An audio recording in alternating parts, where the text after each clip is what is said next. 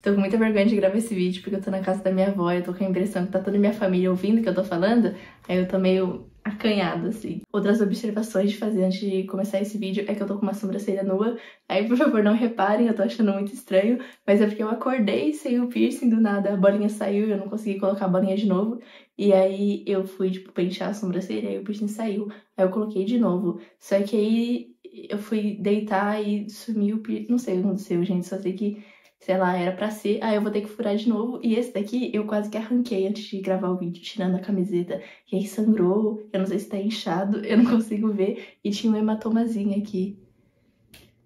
Enfim. Oi, gente, meu nome é Drey, aqui nesse canal a gente fala sobre literatura LGBTQIA+. E eu gostaria de trazer mais vídeos indicando livro pra vocês. Eu acho que eu trago muito vídeo só falando sobre os livros e não indicando. Eu queria fazer vídeos, tipo, indicando livros com piratas LGBTs, vampiros, clássicos LGBTs. Só que eu sempre tô encucada, tipo, eu não li livro suficiente pra indicar. Porque eu acho que vocês já conhecem os livros que eu já li, só que eu sei que vocês não estão na minha cabeça, mas eu tenho a impressão que vocês estão na minha cabeça e já conhecem os livros. Então eu quero ler mais livros, então eu estou lendo livros pra gravar vídeo de indicação, mas vai ter vídeo. Eu juro que vai ter muito vídeo indicando, principalmente esses que eu falei, que são vídeos que já estão planejados e que vão surgir a qualquer momento. Mas hoje a gente vai dar a opinião que ninguém pediu, que é opinando sobre livros LGBTs famosinhos. Vou começar com um grandioso, não porque ele é muito bom, mas sim porque ele é muito famoso, que é Vermelho, Branco, Sangue Azul. Eu sou um pouco suspeita pra falar sobre esse livro, porque em 2019 eu era completamente viciada, foi o meu livro favorito. Quando veio pro Brasil eu não parava de falar sobre ele, então eu só ganhei o físico de uma amiga minha, porque eu não calava a boca sobre esse livro, eu ficava irritando ela. Então, eu gosto desse livro. Resumindo a história, pra quem não conhece, vai contar a história do Alex, que é o filho da presidente dos Estados Unidos, e o seu romance com um príncipe da Inglaterra, que se chama Henry. Aí eu acho essa premissa de história tão legal, enfim, tô puxando o saco. O Alex quer seguir a carreira política e no livro tá passando a reeleição da sua mãe, então tá no momento de eleição dos Estados Unidos, a política tá, tipo, fervendo. E o Alex acha o Henry um metido, ele sempre achou, ele conhece o Henry há muitos anos, ele sempre achou. Sempre não, mas tipo assim, o Henry, ele meio que tratou o Alex mal, então o Alex fica tipo assim, esse metido, e aí eles vão pra um casamento real lá na Inglaterra, e eles acabam brigando na frente de um monte de câmeras, então pra não pegar mal pra esses dois países, eles precisam, tipo, fingir ter uma boa convivência, conviver bem, mostrar, olha como somos amigos, e eles acabam se gostando. O ponto áudio desse livro pra mim é porque ele é muito engraçado, os personagens eles são inteligentes, mas eles são bobinhos ao mesmo tempo, então tem muitas cenas engraçadinhas, muitas cenas cômicas, sabe? Tipo, é uma comédia romântica com uma capa rosinha, muito bom. E o romance é lindo.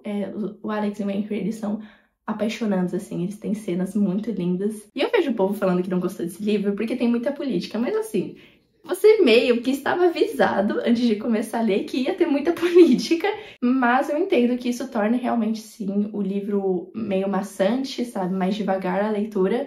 Porque, pô, o pessoal vai ler, claro, ele sabe que vai ter política, mas ele quer ler um romance, não quer ler um livro de política. Mas não tem tanto assim, não. Eu recomendo. Queria muito reler, mas eu tenho medo de reler e não gostar. Vamos falar agora de Os Sete Maridos de Evelyn Hugo, que vai contar a história de uma jornalista, que ela vai entrevistar uma atriz super famosa de Hollywood nos anos 60, a Evelyn Hugo. Só que quando ela chega lá, ela descobre que, na verdade, não é uma entrevista sobre um evento lá que estava acontecendo. Eu acho que era um leilão de vestidos da Evelyn Hugo. Só que aí ela descobre que a Evelyn Hugo quer que ela escreva a biografia dela e que fale principalmente dos 7 maridos que ela teve, os 7 casamentos que ela teve, que é o que todo mundo mais especula sobre ela. E você acaba descobrindo que o grande amor da vida dela não foi nenhum desses maridos, e sim outra atriz de Hollywood famosa na época, e que ninguém sabe dessa história até agora. Esse livro, ele é uma delícia. A Evelyn Hugo é uma das maiores leoas de toda a literatura, uma mulher super inteligente. Ela é muito forte, já errou muito, muito, muito na vida, porque ela é uma pessoa que ela faz de tudo para conseguir o que ela quer. É um livro que também fala muito sobre a pressão e como a sociedade trata as mulheres. Fala também sobre xenofobia, até porque a Evelyn Hugo é uma mulher latina em Hollywood, nos anos 60. E, claro, LGBTfobia no contexto da época. A jornalista, ela também tem a história dela, só que conforme o livro vai passando, você vai querer tanto saber da Evelyn Hugo. A Evelyn Hugo é um personagem muito bom, de verdade. Ela é apaixonante, a história dela é muito cativante. Então eu super recomendo esse livro, apesar de que, assim, eu não vou falar muito porque eu não quero dar spoilers e eu não quero muito entrar nesse assunto, mas eu viro o olho, eu problematizo um pouquinho o fato de Evelyn Hugo ser o único livro com protagonismo LGBTQIA+, da autora, que acaba do jeito que acabou. Eu gosto dos outros livros da autora, ela escreve histórias muito bem, sentimentos muito bem também, só que é o único livro com protagonismo LGBT que acaba triste. É um spoiler falar que o livro é triste? Ai, não sei, mas eu não queria dar spoiler, mas eu também não queria não falar um pouquinho sobre esse assunto, porque eu acho que quando eu comentar Evelyn Hugo, queria saber, sei lá, a opinião de vocês sobre isso, porque eu acho chato. É porque eu não posso falar muito, então parece que eu só tô falando merda, mas se eu puder sentar e falar, eu vou conseguir falar essa minha opinião e o porquê eu problematizo isso de uma forma muito melhor do que só jogar aqui pra vocês. O próximo que eu vou falar vai ser 15 dias e eu alfabetizaria o meu filho com esse livro. Vai contar a história do Felipe, que é um garoto gordo e ele tem inseguranças com o corpo e ele também tem um crush muito antigo em um vizinho dele, o Caio, e ele vai precisar dividir o quarto dele com o Caio durante 15 dias. O livro ele vai ser muito fofinho porque vão ser adolescentes naquela confusão de hormônios e de sentimentos. E você vai acompanhar o Felipe tentando aceitar o próprio corpo e vendo que existe beleza no corpo dele, que ele vai se sentir amado pelo Caio. Eu gosto de todos os livros do Victor Martins, que é o autor, eu recomendo todos, assim, tá na dúvida? Viu que é o Victor Martins que escreve? Leia, porque vai ser uma leitura divertida. O próximo vai ser Sempre em Frente, e eu odeio Sempre em Frente. E assim, é uma trilogia, mas eu não vou falar sobre os últimos 2 livros, porque aqueles últimos 2 livros são um desastre completo. Eu odeio, eu acho a pior coisa do mundo. Então eu não vou falar, eu vou falar sobre o primeiro, porque o primeiro, ele chega a ser aceitável, sabe? Ele é legal, ele é divertido, vai contar a história do Simon, que é um garoto bruxo, e ele estuda numa escola de magia, e ele divide o quarto com um Baz, e eles se odeiam. Tipo assim, durante toda a vida que eles dividiram um quarto, eles se odiaram. E o Simon tem certeza que o Baz é um vampiro. E ele fica tentando provar que o Baz é um vampiro. Só que o segredo que o Baz esconde não é nem que ele seja um vampiro, ele é um vampiro. Mas o segredo dele é que ele gosta do Baz, ele é gay. E aí, eu achei isso muito divertido. As cenas que eles estão numa relação de gato e rato, sabe, brigando, são muito divertidas. Tinha realmente tudo pra ser um livro divertidinho. Só que a autora é uma racista e que não sabe escrever. E aí fica complicado. Então, assim, não deu pra mim, eu não recomendo, porque assim, se eu colocar numa balança Sempre em Frente, que é uma fantasia LGBT, mais ou menos com a autora problemática, e no outro lado da balança, todos os outros 200 mil livros existentes de fantasia LGBT que são bons e que não têm autores problemáticos, eu prefiro recomendar, sabe? Tipo, o lado da balança pesa mais. Eu tô subindo, mas a balança ela desce quando tá pesando. Mas, tipo assim, eu prefiro recomendar outros livros de fantasia. Então, realmente, quero esquecer Sempre em Frente da minha vida, não recomendo. Continuando com Conectadas, e eu não me lembro de nada desse livro, meu Deus, mas vai contar a história das duas principais, que é a Raíssa e a Ayla, e elas têm uma amizade virtual, que elas jogam um jogo online juntas, e elas têm um tempo aí conversando, elas acabam que se gostam. Só que a Raíssa, ela se finge de garoto, então o tempo todo dessa amizade e desse crush, a Ayla acha que a Raíssa é um garoto que se chama Léo, se eu não me engano. Independente do nome que a Raíssa inventou, a Ayla acha que ela é um garoto. Só que essa mentira, ela não vai poder ir pra frente, porque ambas, elas se combinam, foi foda, mas elas combinam de se encontrarem pessoalmente pela primeira vez num evento de jogos que ia ter. Então, né, complicou aí pra Raíssa. E assim, questões pessoais minhas, eu não sei como vocês iam lidar com essa situação.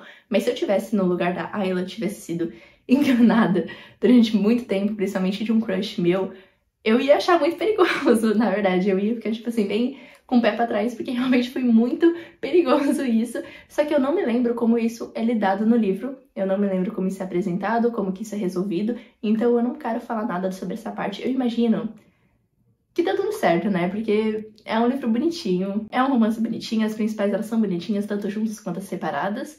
Só que eu recomendo? Não sei. Tipo assim, eu com 15 anos recomendei. Gostei do livro, me diverti lendo. Não achei também o suprassumo da literatura, mas me diverti e recomendo. Eu, hoje em dia, não sei. Em parte porque eu não me lembro nada do livro, mas também sei porque não é pra minha faixa etária. Então, se eu lesse hoje em dia, eu não ia gostar. Tá, eu não quero ser tão chata assim, vai, eu recomendo sim. Vamos para os últimos 2 livros, e assim, existem mais livros famosinhos que eu gostaria de falar, tipo, Tudo pelo Jogo, Príncipe Cativo, tipo, uma história de amor. Mas eu não sei se vocês querem me ouvir falando. Então, se vocês quiserem, vocês dão um toque aí, tipo, Dre, faça parte 2. Se não, eu vou acabar aqui com esses 2 últimos livros. Primeiramente, o Gringo, que é Heartstopper, que não é exatamente um livro, é uma história em quadrinhos. E assim, uma coisa que tá acontecendo com todos esses livros eu li na faixa etária, no público-alvo, que era pra ser, tá? Eu não li agora adulto, não. Eu li quando eu tava na faixa etária, só que eu tô separando muito em livros de adolescente que eu adulto gosto e livros de adolescente que eu adulto não gosto. Esse de Heartstopper é muito livro de adolescente. Eu acho que se você for ler com mais de 20 anos, você não vai pegar a magia de Heartstopper. Tanto que quando foi, né, a adaptação de Heartstopper pra Netflix, todo mundo tava xingando, todo mundo tava falando, nossa, como que é bobo. Ai, como que não sei o que. Estavam xingando Heartstopper, mas é porque Heartstopper não é para pessoas que não são adolescentes. Heartstopper é para adolescente, então vai ser bobinho. É um livro muito rico, na verdade. Eu esqueci de contar a história, depois eu conto a história de Harry Potter. De Harry Potter não, de Heartstopper, desculpa. Mas é um livro muito rico, ele vai tratar de temas sensíveis, de preconceitos, de transtornos, só que de uma maneira mais bobinha, de uma maneira mais leve. Os personagens, eles também vão ser bobinhos porque eles são adolescentes. E aí eu tô tendo essa opinião com base na série de Heartstopper, porque eu vi o que o pessoal tava comentando quando viu Heartstopper sem ser pro público-alvo. Então eu acho que Heartstopper é muito livro pra o público-alvo dele, que é adolescente. Então eu recomendo muito se você for adolescente. Mas eu de verdade amo Heartstopper, eu recomendo muito, mas eu não leio mais. Ainda tá lançando, se eu não me engano, e eu não estou lendo mais, não estou acompanhando. Mas falando da história que eu não falei porque eu me perdi no meio, vai contar a história do Nick e do Charlie, e eles vão ter que fazer um trabalho de escola juntos, e eles vão começando a se gostar. E o Charlie, ele já sabia da sua sexualidade, ele até já sofreu bullying por causa disso na escola, e o Nick, ele vai se descobrindo, ele se descobre bissexual, né, conforme ele vai gostando do Nick, e né, conforme a história vai passando, você vai vendo eles dois e todo o seu grupo de amigos crescendo pra vida adulta. E pra acabar, eu quero falar de Amor Não é Óbvio, que vai contar a história da Iris, que no seu último ano do ensino médio ela quer dar umas pitoquinhas, mas especificamente ela quer perder a virgindade, então ela quer fazer isso com um crush que ela tinha há muito tempo.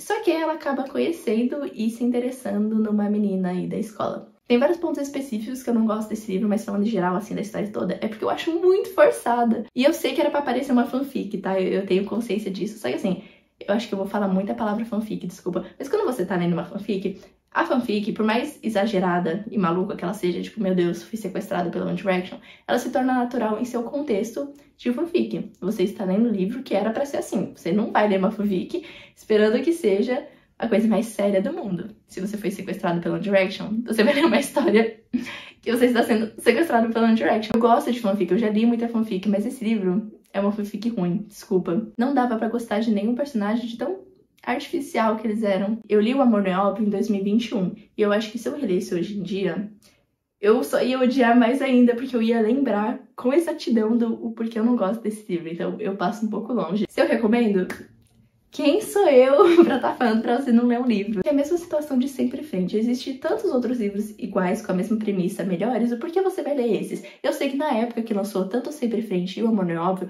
o Amor Não é Óbvio lançou em 2019, Sempre em Frente foi antes. Mas eu sei que na época realmente existiam poucas opções de livros com temáticas LGBTs, com temática tipo um clichê lésbico assim, não existia na época. Mas só que hoje já é 2025, então você não precisa se prender mais nesses livros, porque hoje existe uma cacetada de livro LGBT. Deveria existir muito mais? Sim. E eu quero muito que livros LGBTs tenham mais atenção.